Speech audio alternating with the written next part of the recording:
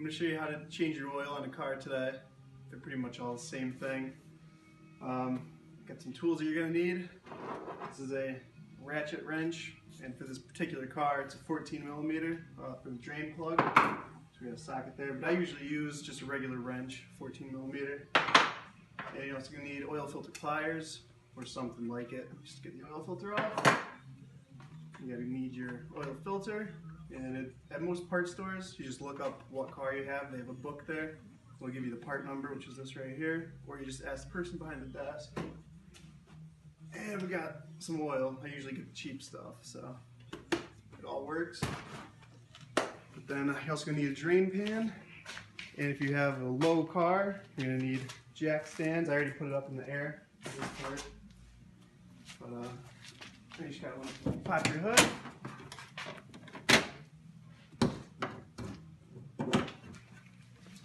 And usually it helps to grab a light or something. I usually take the oil cap off just so I know that I don't have oil back in it yet when I come back up top. And you just want to be careful on which drain plug that you're unscrewing, because there's two different ones. There's one for the engine, and you can tell which one it is because it'll have this cap with a little oil on it, and it goes right on the motor itself. And there's also the transmission drain plug, which is under all of this. That's where the transmission is, and sometimes they look similar from the bottom, so you just want to make sure you're draining the right one. Now we'll go under the car. Now this right here is the oil drain plug right here, and the transmission plug is over here, so you don't have to worry about that. And then you just want to go ahead and lefty-loosey, righty-tighty. So counterclockwise to take it off. You just go ahead and break it loose. And then you have to be careful, because it's best to drain it after you drove it for a little bit so it's nice and warm, so it comes out more fluidy and easier. So it's going to be hot. You got to make sure you don't take it off and burn your hands. So you can use gloves if you want to, but I usually just try to sneak it out without getting any on me. Alright, it's pretty loose right there. You can feel once it's about to come out, then you just go ahead and do a little of that. And you let that drain until it's all the way down, so it's not dripping anymore, or pretty close to not dripping. Shouldn't take too long. Let me grab my pliers. This right here. Now, same thing with this. Lefty-loosey, so counterclockwise. It just spins right off. And now some oil filters are different. They'll be up top on the engine, and there's a plastic cap you have to take off. So it depends on vehicle to vehicle which style it is. So now that that's loosened, you let that drain for a little bit. And then you go ahead and spin it the rest of the way off. It's most likely going to be hot, so you might want to use a rag or something to hold it with. And once that's off all the way,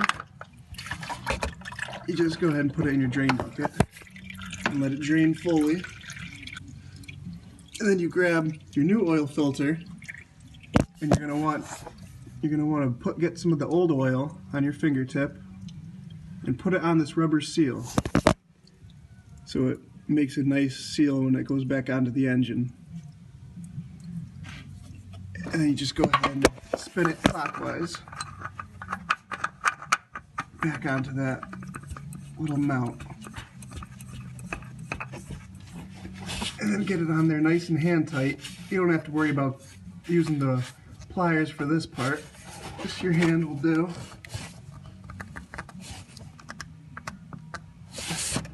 And then you go ahead and wipe it off of all the extra oil that came out.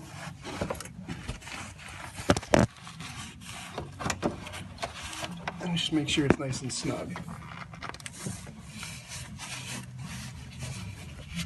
Alright, you can set it back. Okay. Alright, then once it's down to a nice drip like this, you could go ahead and throw your drain plug back in. Spin it in there clockwise. Make sure it's not going in cross-threaded. Make sure it's going in nice and smooth. You really don't want to strip those threads out.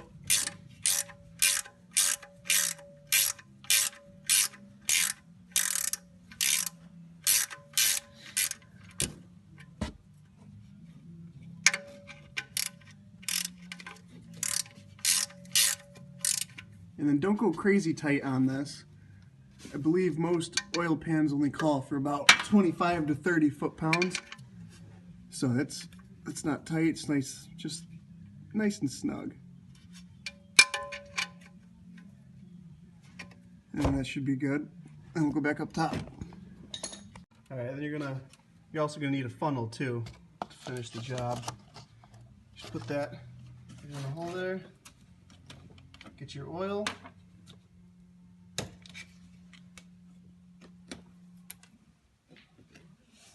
And just be careful about pouring this in. You don't want it to go all over your engine and it's going to smoke and smell like burning oil for a little while.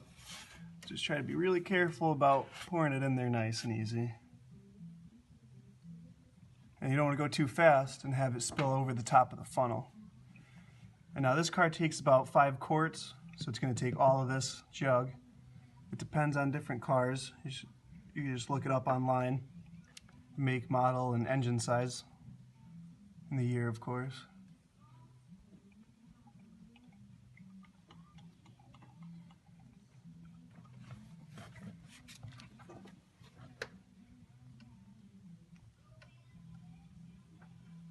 You just want to let that drain in there the rest of the way. So now that we've let that drain in for a little while, you go ahead and take it out. Just carefully don't drip that everywhere. Go ahead and throw the cap back on. Clockwise, tighten it up. And before you start it, you should go ahead and check the oil level. There should be a dipstick in this general area or somewhere near the oil cap generally. Go ahead and wipe that off with a rag, dip it back in. And we're right at that top mark there, so we know it's got plenty of oil in it. But then it will go down after you start it. It will go down a little bit because it has to fill the oil filter. Because I know some people that put oil into the oil filter before putting the new one on, but I generally don't do that. I don't think you really have to. It doesn't do any damage. And yeah, so you go ahead and start it up. All right, go ahead and start it up.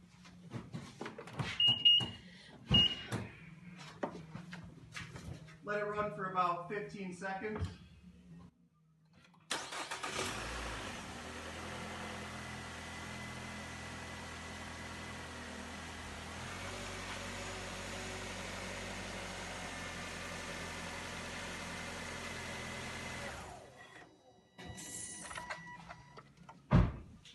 And then go ahead and check that dipstick again. Wipe it off. Dip it back in.